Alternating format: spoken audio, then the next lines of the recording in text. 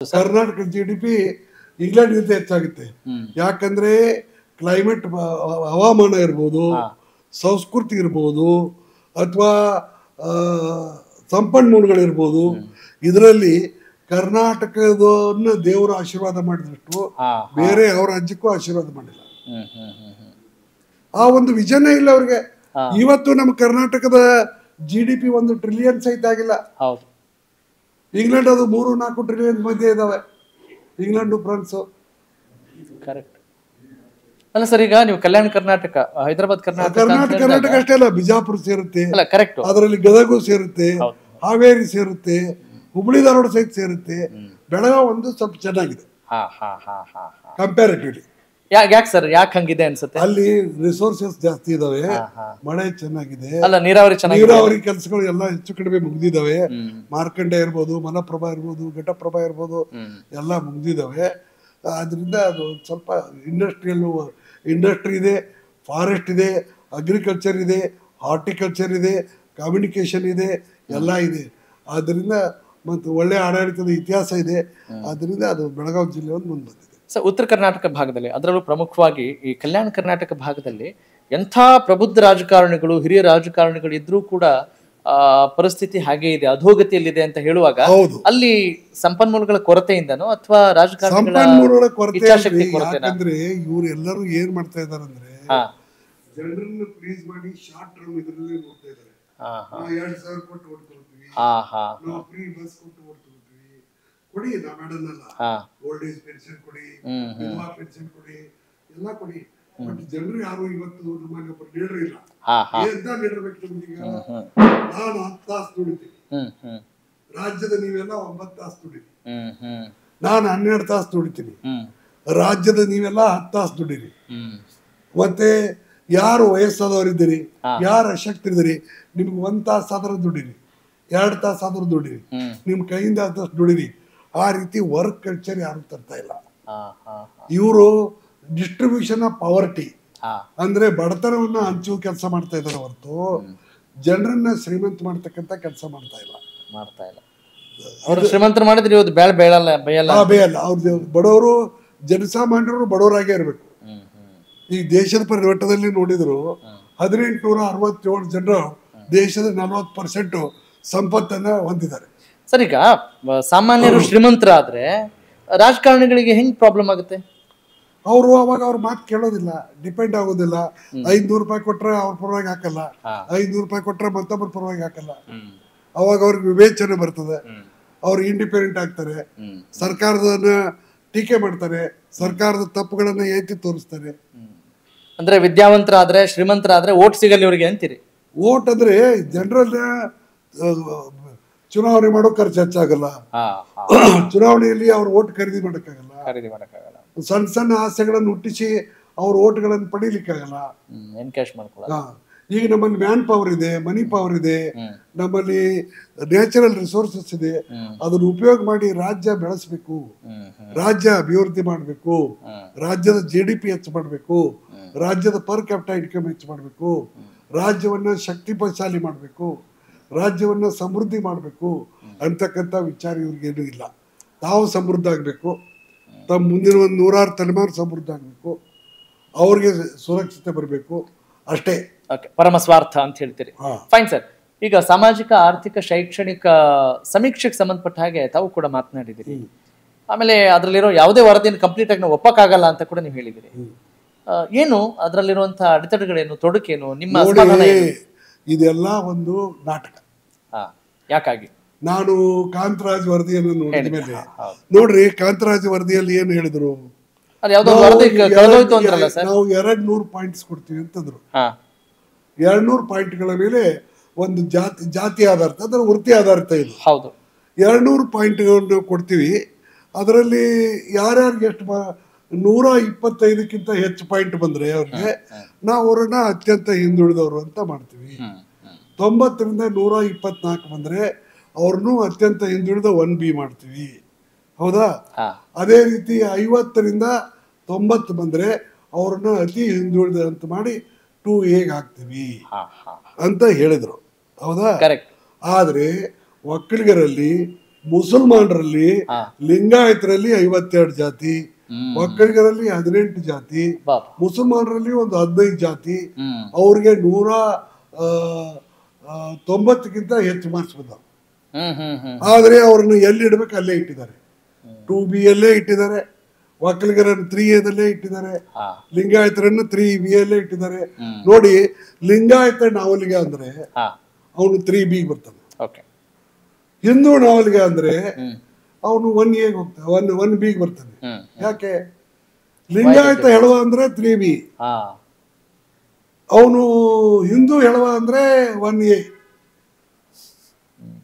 ಲಿಂಗಾಯತ ಕುರುಬ ಅಂದ್ರೆ ಅವನು 3A 3B, Hindu ಕುರುಬ ಅಂದ್ರೆ 1B.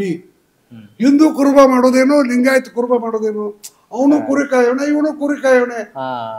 ಹಿಂದೂ ಕ್ಷೌರಿಕ ಅಂದ್ರೆ 1B, ಆದ್ರೆ ಲಿಂಗಾಯತ ಕ್ಷೌರಿಕ ಅಂದ್ರೆ 3A 3B. ಅದೇ ರೀತಿ ಹಿಂದೂ ಜಾಡರ್ ಅಂದ್ರೆ ಅವರು 2A, ಹಿಂದೂ ಗಾಣಿಗ ಅಂದ್ರೆ 2A. ಆದ್ರೆ ಲಿಂಗಾಯತ ಗಾಣಿಗ, ಲಿಂಗಾಯತ ಜಾಡರ್ ಅಂದ್ರೆ 3B. ಅದರ ಅರ್ಥ ಏನಂದ್ರೆ, ಯಾರು ಬಸವಣ್ಣನ ಸಮಾನತೆಯ ತತ್ವವನ್ನ, ಸ್ವಾತಂತ್ರ್ಯದ ತತ್ವವನ್ನ, ಜಾತಿ ರಹಿತ ಸಮಾಜದ ವರ್ಗ ತತ್ವವನ್ನ ಒಪ್ಪಿಕೊಂಡು ಲಿಂಗಾಯತ ಧರ್ಮವನ್ನು ಸ್ವೀಕಾರ ಮಾಡಿದ್ರು, ಅವರಿಗೆ ಈ ಶಿಕ್ಷೆ. ಸರ್, ಆರ್ಥಿಕತೆಯೇ ಮೂಲ ಆಧಾರವಾಗಿರುವಾಗ ಜೀವನ ನಡೆಸುವಾಗ ಈ ಮತ್ತೆ ಜಾತಿ ಪ್ರಶ್ನೆ ನಿಜಕ್ಕೂ ಬೇಕಾ ಸರ್? ನೋಡಿ, 1975ಕ್ಕೆ ಮುಂಚೆ ಶ್ರೀ ನಿಜಲಿಂಗಪ್ಪನವರು, ಜತ್ತಿಯವರು ಚೀಫ್ ಮಿನಿಸ್ಟರ್ ಇದ್ದಾಗ ಯಾವ ಕುಟುಂಬದ ವರಮಾನ ವಾರ್ಷಿಕ 1200 ರೂಪಾಯಿಗಿಂತ ಕಡಿಮೆ ಇತ್ತು ಅವರೆಲ್ಲರೂ ಬ್ಯಾಕ್ವರ್ಡ್ ಅಂತಿದ್ರು. ಅವ್ರು ಬಹುಶಃ ಬ್ರಾಹ್ಮಣರೊಬ್ಬರನ್ನು ಸೇರಿಸಿದ್ದಿಲ್ಲ. ಯಾಕಂದ್ರೆ ಅವರು ಆರ್ಥಿಕವಾಗಿ, ಸಾಮಾಜಿಕವಾಗಿ, ಧಾರ್ಮಿಕವಾಗಿ ಬಹಳ ಮುಂದುವರೆದ ಪಂಗಡ ಅಂತಿದ್ದರಿಂದ ಸೇರಿಸಿರ್ಲಿಕ್ಕಿಲ್ಲ. ಆದರೆ ಅದು ಚೆನ್ನಾಗಿ ವರ್ಕ್ ಆಗ್ತಾ ಇತ್ತು. ಈಗೂ ಸಹಿತ ಬ್ರಾಹ್ಮಣರೊಬ್ಬರನ್ನ ಬಿಟ್ಟು ಎಲ್ಲರನ್ನೂ ಸೇರಿಸಿದ್ದಾರೆ ಬ್ಯಾಕ್ವರ್ಡ್ ಕ್ಲಾಸ್ ಅಲ್ಲಿ. ಈಗ ಬ್ರಾಹ್ಮಣರನ್ನ ಸೇರಿಸಬೇಕು ಅಂತೀರಿ ನೀವು? ಇಲ್ಲಿ ರಾಜ್ಯ ಮಟ್ಟದ ವಿಷಯ ಮಾತಾಡ್ತಾ ಇದ್ದೀನಿ. ಬ್ರಾಹ್ಮಣರನ್ನ ಸೇರಿಸಿಲ್ಲ. ಬ್ರಾಹ್ಮಣರು ಬಿಟ್ಟು ಹೆಚ್ಚು ಕಡಿಮೆ ಎಲ್ಲಾ ಜಾತಿಗಳು ಇದ್ರಾಗ ಅದಾವ. ಅಲ್ಲ, ನೀವು ಸೇರಿಸಬೇಕು ಅಂತೀರಾ? ಅವರ ಆರ್ಥಿಕ ಪರಿಸ್ಥಿತಿ ಮೇಲೆ ಸೇರಿಸಬೇಕು. ಏನ್ ತಪ್ಪಿದೆ ಅದರಲ್ಲಿ? ನಾನು ಹೇಳ್ತಕ್ಕಂಥದ್ದು ಏನಂದ್ರೆ, ಇವತ್ತು ನೀವು ಬ್ಯಾಕ್ವರ್ಡ್ ಶೆಡ್ಯೂಲ್ ಕಾಸ್ಟ್ಗೆ ಒಂದು ಲಿಮಿಟ್ ಇದೆ, ಒಂದು ರೆಸ್ಟ್ರಿಕ್ಷನ್ ಇದೆ. ಶೆಡ್ಯೂಲ್ ಕಾಸ್ಟ್ ಫಲ ಪಡಿಬೇಕಾದ್ರೆ ನೀವು ಹಿಂದೂ ಆಗಿರ್ಬೇಕು, ಇಲ್ಲ ಬೌದ್ಧ ಆಗಿರ್ಬೇಕು, ಇಲ್ಲ ಇನ್ನೊಂದು ಯಾವ ಜಾತಿ, ಸಿಖ್ ಆಗಿರ್ಬೇಕು. ಹೌದಾ? ಅದು ಆಯ್ತು, ಒಪ್ಕೊತೀವಿ. ಬ್ಯಾಕ್ವರ್ಡ್ ಕ್ಲಾಸ್ಗೆ ಏನಿಲ್ಲ. ಮುಸಲ್ಮಾನರಲ್ಲಿ ಎಷ್ಟೋ ಜಾತಿಗಳವರು 125 ಅಲ್ಲ 150ಕ್ಕಿಂತ ಹೆಚ್ಚು ಮಾರ್ಕ್ಸ್ ತಗೊಂಡಾರೆ ಕಾಂತರಾಜ ಆಯೋಗದಾಗ. ಆದ್ರೆ ಅವ್ರನ್ನ 2B ಅಂತ ಸೇರಿಸ್ಬಿಟ್ಟಾರೆ. ಒಕ್ಕಲಿಗರಲ್ಲಿ 18-20 ಜಾತಿಗಳು 50ಕ್ಕಿಂತ ಹೆಚ್ಚು ಮಾರ್ಕ್ಸ್ ತಗೊಂಡಾರೆ, ಅವತೂರ್ನು ಎಲ್ಲ 3A ಅಂತ ಹಾಕ್ಯಾರ. ಲಿಂಗಾಯತರಲ್ಲಿ 52 ಜಾತಿಗಳು 50ಕ್ಕಿಂತ ಹೆಚ್ಚು 155 ತನಕ ಮಾರ್ಕ್ಸ್ ಪಡೆದವು. ಅವ್ರ ಸಮೀಕ್ಷೆ, ಅವರ ಮಾನದಂಡದ ಪ್ರಕಾರ. ಆದ್ರೆ ಎಲ್ಲರನ್ನು ತಗೊಂಡೋಗಿ 3B ಹಾಕಿ. ಇದ್ಯಾವ ನ್ಯಾಯ? ಮತ್ತೆ ಎರಡನೇದಾಗಿ ಇನ್ನೊಂದು ನೋಡಿ, ಮುಸಲ್ಮಾನರಿಗಾಗ್ಲಿ ಕ್ರಿಶ್ಚಿಯನ್ಗಾಗ್ಲಿ ಬ್ಯಾಕ್ವರ್ಡ್ ಕ್ಲಾಸ್ ರಿಸರ್ವೇಶನ್ ಕೊಡ್ಲಿಕ್ಕೆ ಯಾವುದೇ ಅಡೆತಡೆ ಇಲ್ಲ ಕಾನೂನು ಪ್ರಕಾರ ರಾಜ್ಯ ಘಟನೆಯಲ್ಲಿ. ಇದು ಸಾಮಾಜಿಕವಾಗಿ, ಶೈಕ್ಷಣಿಕವಾಗಿ ಹಿಂದುಳಿದವ್ರಿಗೆ ಕೊಡ್ತಕ್ಕಂತ ಅನುಕೂಲತೆ. ಆ ದೃಷ್ಟಿಯಿಂದ ಈ ಮುಸಲ್ಮಾನರನ್ನ ಎಲ್ಲರನ್ನೂ ಒಂದೇ ಗ್ರೂಪ್ ಅಲ್ಲಿ, ಒಂದೇ ಪಂಗಡದಲ್ಲಿ ಹಾಕಿ 4% ರಿಸ್ಟ್ರಿಕ್ಟ್ ಮಾಡಬೇಕು ಅನ್ನೋ ಕಾರಣ ಏನಿಲ್ಲ, ಅವಶ್ಯಕತೆ ಇಲ್ಲ. ಅವರಲ್ಲಿ ಅತಿ ಹಿಂದುಳಿದ ಜಾತಿಗಳಿದಾವೆ. ಅವ್ರಿಗೆ ನಿಮ್ಮ ಮೌಲ್ಯಾಂಕಗಳ ಪ್ರಕಾರ, ನಿಮ್ಮ ಮಾನದಂಡಗಳ ಪ್ರಕಾರ, ನೀವೇ ಮಾಡಿದ ಸಮೀಕ್ಷೆ ಪ್ರಕಾರ ಕಾಂತರಾಜ ಆಯೋಗದಲ್ಲಿ 50ರಿಂದ 160 ತನಕ ಮಾರ್ಕ್ಸ್ ಬಂದಿದ್ದಾವೆ. ಅವರನ್ನ ನೀವು ಯಾಕೆ 1A 1B 2Aದಲ್ಲಿ ಸೇರಿಸ್ತಾ ಇಲ್ಲ? ಮುಸಲ್ಮಾನರು ಮಾಡಿದ ತಪ್ಪೇನು? ಅದೇ ರೀತಿ ಒಕ್ಕಲಿಗರಲ್ಲಿ, ಕುಂಚಿಟಿಗರು ಪರ್ಟಿಕ್ಯುಲರ್ಲಿ, ಅವರಲ್ಲಿ ಒಂದು 10-12 ಜಾತಿಗಳು 50ಕ್ಕಿಂತ ಹೆಚ್ಚು ಮಾರ್ಕ್ಸ್ ಪಡೆದಿದ್ದಾವೆ. ಅವತರ ನೀವು ಏನ್ ಮಾಡಿದ್ರಿ? ಬರೀ 3A ಸೇರಿಸ್ಬಿಟ್ರಿ. ಅವ್ರು ಯಾಕೆ 1A 1B ಮತ್ತು 2A ಸೇರಬಾರ್ದು? ನಮ್ಮ ಲಿಂಗಾಯತರಲ್ಲಿ 4 ವರ್ಣದಿಂದ ಮತಾಂತರ ಆದವರಿದ್ದಾರೆ, ಜೈನ ಧರ್ಮದಿಂದ ಮತಾಂತರ ಆದವರಿದ್ದಾರೆ, ಬ್ರಾಹ್ಮಣರಿಂದ ಮತಾಂತರ ಆಗಿದ್ದಾರೆ, ಕ್ಷತ್ರಿಯರಿಂದ ಮತಾಂತರ ಆಗಿದ್ದಾರೆ, ವೈಶ್ಯರಿಂದ ಮತಾಂತರ ಆಗಿದ್ದಾರೆ, ಎಲ್ಲಾ ಶೂದ್ರ ಜಾತಿಗಳಿಂದಲೂ ಮತಾಂತರ ಆಗಿದ್ದಾರೆ. ಈಗ ನಿಮ್ಗೊಂದು ಉದಾಹರಣೆ ಹೇಳ್ತೀನಿ. ಈಗ ಕೆಲವು ಜಾತಿಗಳು ಪರ್ಟಿಕ್ಯುಲರ್ಲಿ ಕಂಬಾರ, ಕುಂಬಾರ, ಹೂಗಾರ, ಅಂಬಿಗರು, ಲಿಂಗಾಯತ ಹೆಳವರು, ಲಿಂಗಾಯತ ಮಡಿವಾಳರು, ಲಿಂಗಾಯತ ಕ್ಷೌರಿಕರಿಗೆಲ್ಲ ಬಹಳ ಮಾರ್ಕ್ಸ್ ಬಂದಿದ್ದಾವೆ. ಅವ್ರು 1A 1B ಹೋಗ್ಬೇಕಾಗಿತ್ತು. ಇವ್ರು ಏನ್ ಮಾಡ್ಬಿಟ್ಟಾರ, ನಮ್ಮಲ್ಲಿ ಈಗ ಬ್ರಾಹ್ಮಣ ವರ್ಗದಿಂದ, ನಮ್ಮಲ್ಲಿ ವೈಶ್ಯ ವರ್ಗದಿಂದ ವರ್ಗಾವಣೆಯಾಗಿ ಮತಾಂತರಗೊಂಡು ಬಂದಾರಲ್ಲ, ಅವ್ರ ಜೊತೆ ಅವ್ರ ಮಾರ್ಕ್ಸ್ ಕೂಡಿಸಿ ಅವ್ರ ಪಾಪ್ಯುಲೇಷನ್ ಸೇರಿಸಿ ಡಿವೈಡ್ ಮಾಡಿ 150 ಮಾರ್ಕ್ಸ್ ಇದ್ದವ್ರನ್ನ 36.3 ಅಂತ ತಂದು ಅವ್ರೆಲ್ಲರನ್ನೂ 3Bಗೆ ಸೇರಿಸಿದ್ದಾರೆ. ಅದನ್ನೇ ಒಕ್ಕಲಿಗರಿಗೂ ಮಾಡಿದ್ದಾರೆ, ಅದನ್ನೇ ಮುಸಲ್ಮಾನರಿಗೂ ಮಾಡಿದ್ದಾರೆ. ಯಾರು ಇನ್ನೊಂದು ಸುದೈವ ಸರ್ಕಾರದ್ದು, ಬಹಳ ಸರ್ಕಾರ ಬಹಳ ಲಕ್ಕಿ ಇದೆ. ಯಾಕಂದ್ರೆ ಕಾಂತರಾಜದ ಆಯೋಗದ ದಾಖಲಾತಿಗಳನ್ನ ವಿವರವಾಗಿ ಇನ್ನೂ ತಜ್ಞರು, ಮುಸಲ್ಮಾನ್ ಸಮಾಜದ ತಜ್ಞರು, ಒಕ್ಕಲಿಗ ಸಮಾಜದ ತಜ್ಞರು, ಲಿಂಗಾಯತ ಸಮಾಜ ತಜ್ಞರು ಮತ್ತು ಬುದ್ಧಿಜೀವಿಗಳು ವಿವರವಾಗಿ ಅಭ್ಯಾಸ ಮಾಡಿ ವಿಶ್ಲೇಷಣೆ ಮಾಡಿಲ್ಲ. ಅವ್ರು ಮಾಡಿದ್ರೆ ಇನ್ನೂ ಬಹಳಷ್ಟು ಹೊರಗೆ ಬರ್ತದೆ. ಯಾಕಂದ್ರೆ ಸರ್ಕಾರ ಬಹಳ ಲಕ್ಕಿ ಇದೆ. ಇಲ್ಲಾಂದ್ರೆ ಇವ್ರದ್ದು ನಾನು ಅದಕ್ಕೆ ಒಂದು ರಿಪ್ರೆಸೆಂಟೇಷನ್ ಕೊಟ್ಟಿದ್ದೀನಿ. ಸೂಕ್ಷ್ಮವಾಗಿ ಕೆಲವು ತಪ್ಪುಗಳನ್ನು ಮಾತ್ರ ಎತ್ತಿ ತೋರಿಸಿ, ಈ ತಪ್ಪುಗಳು ಕಾಂತರಾಜ್ ಆಯೋಗದಲ್ಲಿ ಆ ಪ್ರಮಾದಗಳಾಗಿದ್ದಾವೆ, ದಯವಿಟ್ಟು ಮತ್ತೊಮ್ಮೆ ಗಣತಿಯನ್ನು ಮಾಡ್ತಾ ಇದ್ರಿ, ಮತ್ತೊಮ್ಮೆ ಸಮೀಕ್ಷೆ ಮಾಡ್ತಾ ಇದ್ರಿ, ಮುಂದಿನ ಸಮೀಕ್ಷೆಯ ವರದಿಯನ್ನ ಪರಿಶೀಲನೆ ಮಾಡಿ ತಯಾರು ಮಾಡುವಾಗ ಆ ತಪ್ಪುಗಳು ಆಗದಂತೆ ನೋಡಿಕೊಳ್ಳಿ ಅಂತ ನಾನು ಮಾಡಿದ್ದೀನಿ. ನಂದು ಒಂದೇ ಗುರಿಪ ಅಂದ್ರೆ, ನಾನು ಮಹಾಸಭೆಯಲ್ಲಿ ಇರೋದ್ರಿಂದ ಮುಸಲ್ಮಾನ್ ಸಮಾಜದ ಬಗ್ಗೆ ಆಗ್ಲಿ, ಒಕ್ಕಲಿಗರ ಸಮಾಜದ ಬಗ್ಗೆ ಆಗ್ಲಿ ಮಾತಾಡೋದು ತಪ್ಪಾಗುತ್ತೆ. ಅದಕ್ಕೆ ನಾನು ನಮ್ಮ ಲಿಂಗಾಯತರಲ್ಲಿ ಏನು 52 ಜಾತಿ ಇದಾವೆ, ನಿಮ್ಮ ಮಾನದಂಡದ ಪ್ರಕಾರ ಅವ್ರಿಗೆ ಏನಿದೆ ಅವ್ರಿಗೆಲ್ಲರ ಜೊತೆ ಕ್ಲಬ್ ಮಾಡಿ ಕೆಳಗೆ ತಂದು 3Bಗೆ ಸೇರಿಸೋದ್ರ ಬದಲಾಗಿ ನಮ್ಮ ಸಮಾಜದ ಕ್ಷೌರಿಕರು, ನಮ್ಮ ಸಮಾಜದ ಮಡಿವಾಳರು, ಹೂಗಾರರು, ಕುಂಬಾರರು, ಹೆಳವರು, ಜಾಡ್ರು, ಗಾಣಿಗರು, ಅವ್ರು ಎಲ್ಲೆಲ್ಲಿ ಬರ್ತಾರ ಅಲ್ಲಿ ಸೇರಿಸೋದು. ಅಂದ್ರೆ ಸರ್ ಈಗ ಮತ್ತೆ ಇನ್ನೊಂದು ಏನ್ ಮಾಡಿದಾರೆ ಗೊತ್ತಾ ಅದ್ರಲ್ಲಿ, ಈಗ 1A ಅಂದ್ರೆ ಅತಿ ಹಿಂದುಳಿದ ಜಾತಿಗಳು ಅಥವಾ ಅಲಿಮಾರಿ ಜಾತಿಗಳು ಅಂತ ಹೇಳ್ತಾರೆ. ಅವ್ರಿಗೆಲ್ಲ 200ಕ್ಕೆ ರೌಂಡ್ ಫಿಗರ್ ಮಾರ್ಕ್ಸ್ ಕೊಟ್ಟಾರೆ. ಅದೇ ರೀತಿ ಮುಸಲ್ಮಾನ್ ಸಮಾಜ ಜಾತಿಗಳಿಗೆ ರೌಂಡ್ ಫಿಗರ್ ಮಾರ್ಕ್ಸ್ ಕೊಟ್ಟಾರೆ. ಅದೇ ರೀತಿ ಒಕ್ಕಲಿಗ ಸಮಾಜದ ಜಾತಿಗಳಿಗೆ ರೌಂಡ್ ಫಿಗರ್ ಮಾರ್ಕ್ಸ್ ಕೊಟ್ಟಾರೆ. ಮುಂದೆ ಲಿಂಗಾಯತ 3B ವರ್ಗದವ್ರಿಗೂ ರೌಂಡ್ ಫಿಗರ್ ಕೊಟ್ಟಾರೆ. ತಿಳ್ದಾ ಏನ್ ಮಾಡ್ಯಾರ ಗೊತ್ತಾ? ಏನ್ ಮಾಡಿದಾರೆ ಸರ್? 1B ಮತ್ತು 2Aಗೆ 124.39, 124.33, 91.53 ಎಲ್ಲ ದಶಾಂಶಗಳಲ್ಲಿ ಕೊಟ್ಟಿದ್ದಾರೆ. ಮತ್ತೆ ಈ 2 ಜಾತಿಗಳಿಗೆ ಮಾತ್ರ ಸಾಮಾಜಿಕ ಸ್ಥಾನಮಾನಕ್ಕೆ ಎಷ್ಟು ಅಂಕಗಳು ಬಂದಾವ, ಶೈಕ್ಷಣಿಕ ಸ್ಥಾನಮಾನಕ್ಕೆ ಎಷ್ಟು ಅಂಕ ಬಂದಾವ, ಆರ್ಥಿಕ ಸ್ಥಾನಮಾನಕ್ಕೆ ಎಷ್ಟು ಅಂಕಗಳು ಬಂದಾವ, ಅದನ್ನು ಬರದೇ ಇಲ್ಲ. ಯಾಕಾಗಿ ಹಂಗಾಗಿದೆ ಅಂತ ಅನ್ಸುತ್ತೆ? ಯಾಕದ ಅದು ರಾಜದುರ್ಗದ ರಹಸ್ಯ ಅದೇ.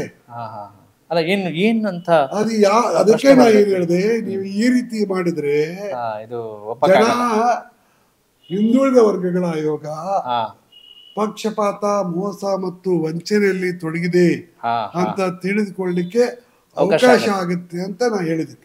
Fine sir. ಹಾಗಾದ್ರೆ ಈಗ ಸಮೀಕ್ಷೆ ನೋಡಿ, ಏನೂ ಇಲ್ಲ, ಬುದ್ಧಿವಂತಿಕೆ ಅನ್ನೋದು ಯಾವ ಒಬ್ಬ ಜಾತಿಯಲ್ಲಿ ಇಲ್ಲ, ಎಲ್ಲಾ ಸಮಾಜದ ಎಲ್ಲಾ ವರ್ಗದಲ್ಲಿದೆ. ಇವತ್ತು ಒಕ್ಕಲಿಗರ ಲೀಡರ್ಗಳು, ಒಕ್ಕಲಿಗರ ಪ್ರೊಫೆಸರ್ಗಳು, ಒಕ್ಕಲಿಗರ ಸೋಷಿಯಲಿಸ್ಟು, ಮುಸಲ್ಮಾನರ ಸೋಷಿಯಲಿಸ್ಟು, ಮುಸಲ್ಮಾನರಲ್ಲಿ ಇರ್ತಕ್ಕಂಥ ಬುದ್ಧಿವಂತರು, ನಮ್ಮ ಲಿಂಗಾಯತರಲ್ಲಿರ್ತಕ್ಕಂಥ ಬುದ್ಧಿವಂತರು ಕಾಂತರಾಜ್ ಆಯೋಗದ ವರದಿ ನೋಡ್ಲಿ, ಅದಕ್ಕೆ ಸಂಬಂಧಪಟ್ಟಂತ ದಾಖಲಾತಿಗಳನ್ನು ಪರಿಶೀಲನೆ ಮಾಡ್ಲಿ, ಅವ್ರಿಗೆ ಅರ್ಥ ಆಗುತ್ತೆ. ಸರ್, ಈಗ ಸಮೀಕ್ಷೆಯಲ್ಲಿರುವಂತಹ ಈ 60 ಪ್ರಶ್ನೆಗಳು ಸರಿ ಇಲ್ಲ ಅಂತನಾ? ಇಲ್ಲ ನೋಡಿ, ಮಾನದಂಡಗಳನ್ನು ಏನ್ ಮಾಡ್ತಾರೆ, ಕಾಕಾ ಕಾಲೇಲ್ಕರ್ ಸಮಿತಿಯಿಂದನೂ ಕೆಲವೇ ಮಾನದಂಡಗಳಿದಾವೆ, ಅದ್ರಾಗ ಬಹಳ ಹೆಚ್ಚು ಕಡಿಮೆ ಮಾಡಕ್ಕಾಗಲ್ಲ. ಈಗ ಏನ್ ಮಾಡಿದ್ರು, ಹೋದ್ಸಲ ಅವರು ಸಾಮಾಜಿಕ ಸ್ಥಾನಮಾನಕ್ಕೆ 200ರಲ್ಲಿ 100 ಮಾರ್ಕ್ಸ್ ಕೊಟ್ಟಿದ್ರು. ಈಗ ನನಗಿನ್ನೂ ಪಕ್ಕಾ ಗೊತ್ತಿಲ್ಲ, ಈಗ ನನಗೆ ಬರ್ತಾ ಇರೋ ಮಾಹಿತಿಯಲ್ಲಿ ಏನ್ ಮಾಡಿದ್ದಾರೆ, ಬೇಕಂತೆ 10 ಮಾರ್ಕ್ಸ್ ಕೊಟ್ಟಾರ.